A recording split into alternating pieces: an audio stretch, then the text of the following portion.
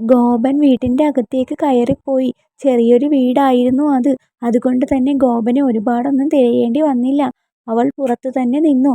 അഭി വീണ്ടും പതിയെ തിണ്ണയിലേക്ക് നോക്കി. ഗോപൻ വീട്ടിന്റെ അകത്തേക്ക് പോയ കാര്യം അവൻ അറിഞ്ഞില്ല. കാലൻ പോയെന്ന് തോന്നുന്നു. അഭി അങ്ങനെ കരുതി. ശാരിക തിണ്ണയിലെ ചാരുപടിയിൽ ഇരുന്നു. മഴ തകർത്തു പെയ്തുകൊണ്ടേയിരുന്നു. മുഖവും മുടിയുമൊക്കെ തോർത്ത ശേഷം ഗോപൻ പുറത്തേക്ക് വരാൻ വാതിലിന്റെ അടുത്ത് വരെ എത്തി. ഒരു ശബ്ദം. "ശാരി!" അഭിയുടെ ശബ്ദം. അവൻ പുറത്തേക്ക് വരാതെ അകത്തു തന്നെ നിന്നു. "നീയോ? ഞാൻ നിന്നെ കാണാൻ വന്നതാണ്." "എന്തിന്?" "ഞാൻ നിന്നെ പഴയതുപോലെ സ്നേഹിക്കുന്നുണ്ട് ശാരി." ഗോപൻ അകത്തു നിന്നും എല്ലാം കേൾക്കുമെന്ന് അവൾക്ക് ഉറപ്പായിരുന്നു. അവനെ കേൾപ്പിക്കാനായി തന്നെ അവൾ മറുപടി പറഞ്ഞു. "ശരിക്കും നിനക്കെന്നെ ഇഷ്ടമാണോ?" "അതെ, ഒരുപാട്." "പിന്നെ നീ എന്തിനാ എന്നെ വേണ്ടെന്ന് പറഞ്ഞത്?" "അത് അമ്മ പറഞ്ഞിട്ട്." "പിന്നെ ഇപ്പോഴോ?" "എനിക്ക് പറ്റുന്നില്ല നിന്നെ മറക്കാൻ." ചിലപ്പോൾ നിനക്ക് എന്നോടുള്ള സ്നേഹം യഥാർത്ഥ സ്നേഹം കൊണ്ടായിരിക്കും അയാൾ എൻ്റെ തലയിൽ നിന്നും ഒഴിഞ്ഞു പോയത്." ഗോപനെ ദേഷ്യം പിടിപ്പിക്കാൻ അവൾ പറയുന്നതാണ് ഇതൊക്കെയെന്ന് അവന് അറിയാമായിരുന്നു. എങ്കിലും കേൾക്കുമ്പോൾ ഒരു ദേഷ്യം. "എനിക്കൊരു ഗ്ലാസ് വെള്ളം വേണമായിരുന്നു ശാരി." അവൻ പതിയെ തിണ്ണയിലേക്ക് കയറി. ഈ മഴയത്ത് അവൾ അവനെ സൂക്ഷിച്ചു നോക്കി. എന്തോ പ്ലാനുണ്ട് അഭിക്ക് എന്ന് അവൻ്റെ മുഖം കണ്ടാൽ തന്നെ ആർക്കും മനസ്സിലാകും. "നിനക്ക് എന്നോട് ദേഷ്യമായിരിക്കും." "അല്ല, അന്ന് ഞാൻ അവരോടൊക്കെ പറഞ്ഞത് സത്യം തന്നെയാണ്. ഞാൻ നിന്നെ ഒരുപാട് സ്നേഹിക്കുന്നുണ്ട്. എനിക്കിപ്പോൾ നിന്നോട് അന്നത്തെ എല്ലാ കാര്യങ്ങളും ചോദിക്കാം. സത്യം നീ പറയുകയും ചെയ്യും." "പക്ഷേ വേണ്ട, എന്നെ വിശ്വസിക്കാൻ പറ്റാത്ത ഒരാളെ വേറെ ആരെക്കൊണ്ട് പറഞ്ഞു വിശ്വസിപ്പിക്കേണ്ട. സ്നേഹം ഒരു തരി പോലും ഇല്ലാത്ത ഡെവിൾ." അവൾ നല്ല ദേഷ്യത്തിൽ തന്നെ പറഞ്ഞു. അഭിക്കൊന്നും മനസ്സിലായില്ല. പക്ഷേ കൊള്ളേണ്ട ആൾക്ക് അത് കൊണ്ടു. "നീ ഇതെന്താ പറയുന്നത്? നിനക്കെന്താ വേണ്ടത് അഭി? ഒന്ന് പോയേ." "എനിക്ക് നിന്നോട്." "വേണ്ട, നീ ആര് പറഞ്ഞിട്ടാണ് ഇവിടെ വന്നതെന്ന് എനിക്കറിയാം. എന്തെങ്കിലും ഒരു ഉദ്ദേശം ഉറപ്പായും നിനക്ക് കാണും." "ഇയാൾ ആളുകളെയും കൂട്ടി വരുന്നില്ലല്ലോ." അഭി വഴിയിലേക്ക് നോക്കി. നേരം ശരിക്കും ഇരുട്ടിയിരുന്നു. ഒരു കാറിന്റെ ശബ്ദം പതിയെ അങ്ങോട്ട് എത്തി. വന്നെന്ന് തോന്നുന്നു. അഭി അല്പം കൂടി വീട്ടിന്റെ അകത്തേക്കായി നീങ്ങി. ഒപ്പം അവൻ ഷർട്ടിന്റെ ബട്ടൺ ഒന്ന് രണ്ടെണ്ണം പതിയെ അഴിച്ചിട്ടു. ഒരു കാർ ആ വീട്ടിന്റെ മുമ്പിൽ വന്നു നിന്നു. അതെവിടത്തെയാണെന്ന് മനസ്സിലായി.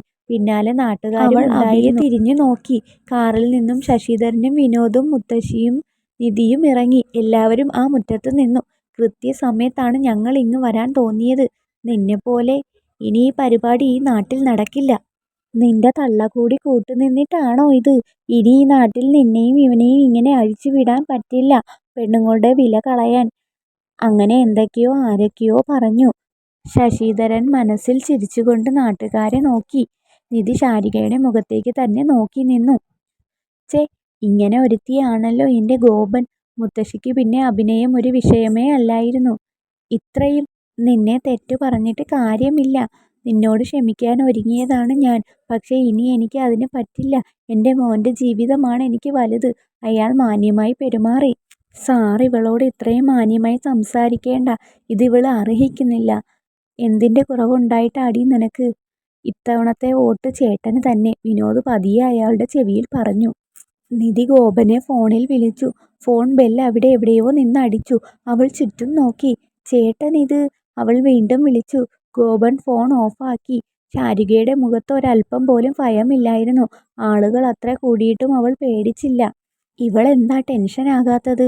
ചേട്ടനെ വിളിച്ചിട്ട് ഇവിടെ നിന്നാണ് റിങ് കേൾക്കുന്നത്. എന്തോ ഉണ്ട്." നിധിക്ക് സംശയം തോന്നി. ശശിധരൻ അഭിയെ നോക്കി. "ഇതൊരു സിഗ്നൽ ആയിരുന്നു. അഭിനയം തുടങ്ങിക്കോളാനുള്ള കോഡ് ഭാഷ. ആരും പ്രശ്നമുണ്ടാക്കരുത്. ഞങ്ങൾ എവിടേക്കെങ്കിലും പൊക്കോളാം. പ്ലീസ്." "നീ ഇവിടെ എന്തു ചെയ്യുവായിരുന്നടാ?" മുത്തശ്ശി ചോദിച്ചു. ഷർട്ടിലേക്ക് ശ്രദ്ധ വരേണ്ടത് അത്യാവശ്യമായിരുന്നു. അതുകൊണ്ട് അവൻ പതിയെ ആ ബട്ടൺ ഇട്ടു. "നീയും ഇവനും തമ്മിൽ ഇവിടെ എന്തായിരുന്നു ഇടപാട് എന്ന് മനസ്സിലായി." വിനോദ് പറഞ്ഞു. "അത് ശാരി എന്നെ വിളിച്ചിട്ടാണ് ഞാൻ ഇങ്ങോട്ട് വന്നത്."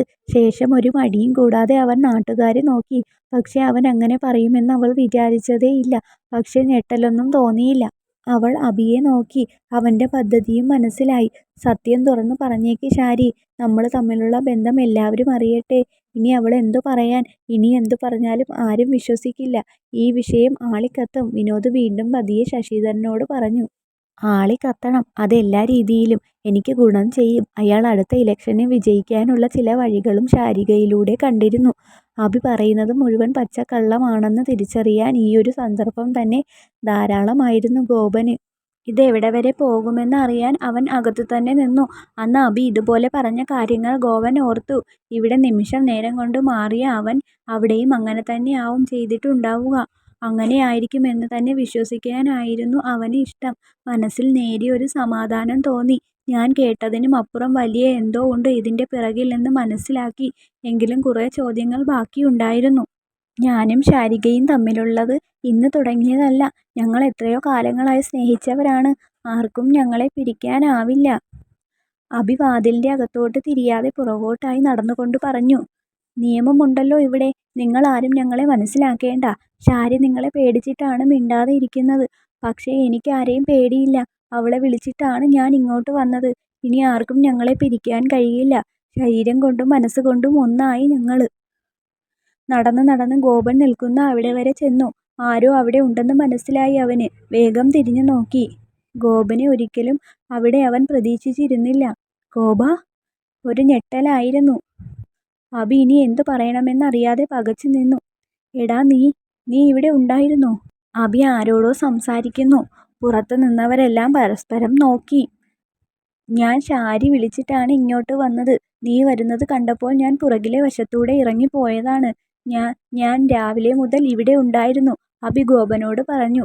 രാവിലെ മുതൽ അവന്റെ പിന്നാലെ ഗോപൻ ഉണ്ടായിരുന്നു. ഇവൻ പറയുന്നതെല്ലാം കള്ളമാണെന്ന് മനസ്സിലാക്കാൻ കൂടുതൽ തെളിവൊന്നും വേണ്ടായിരുന്നു. നീ രാവിലെ മുതൽ ഇവിടെ ഉണ്ടായിരുന്നല്ലേ? അതെ. ഗോപൻ അഭിയുടെ മുഖം നോക്കി. ഒരു നിമിഷം നിർവികാരമായി നിന്നു. പിന്നെ ഒരൊറ്റ അടിയായിരുന്നു അവന്റെ മുഖത്തേക്ക്. നീ രാവിലെ മുതൽ ഇവിടെ ഉണ്ടായിരുന്നല്ലേ? ഗോപന് അവന്റെ ദേഷ്യം നിയന്ത്രിക്കാൻ കഴിഞ്ഞില്ല. അവൻ അഭിയുടെ കോളറിൽ പിടിച്ചു. പിന്നെ അവനെ വീട്ടിന്റെ പുറത്തേക്കായി തള്ളി. അഭി മുറ്റത്തേക്ക് വീണു. അതുകൊണ്ടൊന്നും തീർന്നില്ല. ഗോപൻ അങ്ങോട്ട് ഇറങ്ങിച്ചെന്നു. അവൻ അതിനകത്തുണ്ടായിരുന്നു എന്ന് ശശിധരൻ സ്വപ്നത്തിൽ പോലും കരുതിയതല്ല. ചേട്ടാ! വിനോദ് അയാളെ നോക്കി. നിധി ശാരികയെയും നോക്കി. നീ രാവിലെ മുതൽ ഈ വീട്ടിലുണ്ടായിരുന്നല്ലേ? അവൻ വീണ്ടും അഭിയെ അടിച്ചു. മൂന്നാമത്തെ പ്രാവശ്യം കഴിഞ്ഞപ്പോൾ അഭി തിരിച്ചടിച്ചു. പിന്നെ ഇരുവരും തമ്മിൽ ഏറ്റുമുട്ടലായി. അഭി വീണ്ടും പിന്നോട്ട് തറയിൽ വീണു. അവന്റെ ശരീരത്തിൽ നിന്നും രക്തം വന്നു. അതുകൂടി കണ്ടപ്പോൾ നീ എന്നെ തല്ലിയല്ലേടാ? അവൻ വീണടുത്ത് തന്നെ ഒരു കനമുള്ള കമ്പി കിടക്കുന്നുണ്ടായിരുന്നു. അഭി അത് എടുത്തു. പിന്നെ അവിടെ നിന്നും എഴുന്നേറ്റു. ചീറിപ്പാഞ്ഞു ഗോപന്റെ നേരെ. ആ അടി ഗോപന് തടയാനായില്ല. അവന്റെ വലത് കൈയിലും നെറ്റിയിലുമായി ആ അടി കൊണ്ടു. നെറ്റി പൊട്ടി ചോര മുഖത്തേക്ക് വീണു. കൈക്കും നല്ല പരിക്ക് പറ്റി. ഗോപാ! എടാ പിന്നെ ആരെങ്കിലും ചെന്ന് പിടിച്ചു മാറ്റ്, ശശിധരൻ വേഗം പറഞ്ഞു. നീ കരുതുന്ന പോലെ എളുപ്പം ഞാൻ വീഴില്ല ഗോപാ, അഭി ഒരു പൊട്ടിച്ചിരിയോടെ പറഞ്ഞു. അഭി വീണ്ടും മുന്നോട്ട് ചാടിയപ്പോൾ ഗോപൻ കൈ ഉയർത്തി പ്രതിരോധിച്ചു. പിടിച്ചു മാറ്റാൻ വന്നവർക്കും ഓരോന്ന് കിട്ടി.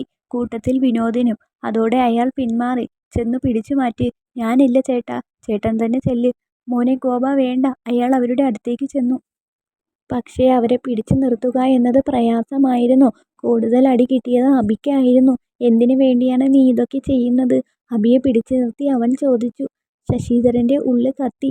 സത്യം അവൻ തുറന്നു പറഞ്ഞാൽ ചേട്ടാ പ്രശ്നം വഷളാകും, വിനോദ് പതിയെ പറഞ്ഞു. അഭി വീണ്ടും ചിരിച്ചു. ഗോപനെ അത് കൂടുതൽ ദേഷ്യം പിടിപ്പിച്ചു. വീണ്ടും കയ്യാങ്കളിയിലേക്ക് നീങ്ങി. ഇതിങ്ങനെ പോയാൽ ശരിയാവില്ല. ശാരിക പതിയെ മുറ്റത്തേക്ക് ഇറങ്ങി. മതി നിർത്ത്. അവൾ അവരുടെ ഇടയിലേക്ക് ചെന്നു. ഗോപനെ തടഞ്ഞു. ശാരികെ, നീ മാറുന്നുണ്ടോ? അവൻ പറയുന്നതെല്ലാം നിങ്ങൾ വിശ്വസിക്കുമെന്ന് അവനറിയാം. ഇത്രയും പറയാൻ അവന് ധൈര്യം കൊടുത്തതും നീ തന്നെയാണ്. അവൾ ഗോപന്റെ നേരെ ചൂടായി. ശാരികയുടെ ഇടപെടൽ ഇരുവരെയും തടഞ്ഞു. അഭിയും ഗോപനും അവളെ നോക്കി നിശബ്ദമായി നിന്നു. എനിക്ക് ദേഷ്യം നിന്നോട് മാത്രമാണ്, അഭിയോടല്ല. അങ്ങനെ കൂടി അവൾ പറഞ്ഞപ്പോൾ എൻ്റെ സ്ഥാനത്ത് നിന്നും ചിന്തിച്ച് നോക്കിയാലേ എൻ്റെ സിറ്റുവേഷൻ നിനക്ക് മനസ്സിലാക്കാൻ പറ്റൂ. എനിക്ക് അത്രയ്ക്കൊന്നും ചിന്തിക്കാൻ പറ്റില്ല ചേട്ടാ. എന്നെ വിശ്വാസമില്ല. അങ്ങനെയാണ് ഞാൻ മനസ്സിലാക്കിയത്. നിന്നോട് തർക്കിച്ചിട്ട് ജയിക്കാൻ ഞാനില്ല. ഗോപൻ ശേഷം അച്ഛൻ്റെ നേരെ തിരിഞ്ഞു. അച്ഛൻ എന്താ ഇവിടെ? നിങ്ങൾ എല്ലാവരും ഇതറിഞ്ഞു വന്നതാണോ? എടാ അത് ആരോ പറഞ്ഞു. ആര്? അത് പോട്ടെ, നീ ഇവിടെ. അത് നന്നായില്ലേ? ഇല്ലെങ്കിൽ ഇതും കൂടി ചേർത്ത് ഞാൻ. വേണ്ട. അവന് ഉള്ളിൽ നല്ല വിഷമം തോന്നി. എല്ലാം കൈവിട്ടു പോയി. മുത്തശ്ശി പിറുപിറുത്തു.